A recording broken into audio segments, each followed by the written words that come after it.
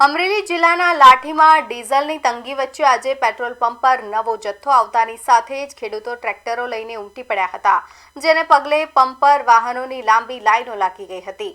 વહેલી સવારથી જ ડીઝલના કાગડોળે રાહ જોઈને ઉભેલા ખેડૂતોને તંત્ર દ્વારા માત્ર ₹1000ની મર્યાદામાં જ ડીઝલ આપવામાં આવતા તેમના હાથમાં નિરાશા આવી છે।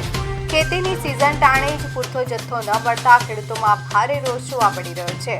સ્થાનિક ખેડૂતોએ આક્રોશ વ્યક્ત કરતા જણાવ્યું હતું કે અમારે ક્યાં સુધી ક્યારેક ખાતરની લાઇનમાં તો ક્યારેક ડીઝલની લાઇન મેળવવા લાઇનમાં ઊભા રહેવું પડે છે અને તેના કારણે પરેશાન પણ થવું પડે છે।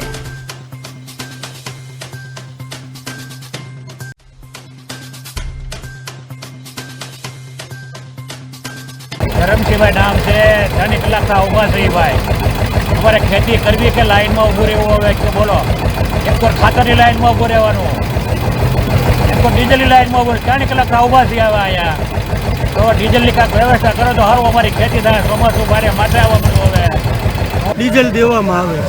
મારું નામ છે સંજયભાઈ વિક્રમભાઈ વાણિયા અને 1000 રૂપિયાનું ડીઝલ દેવામાં આવે છે।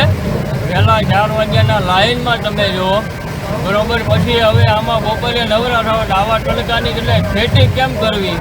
અમારી માંગ છે કે ડીઝલ છે ને હું પૂરતું આપે સરકાર એમ।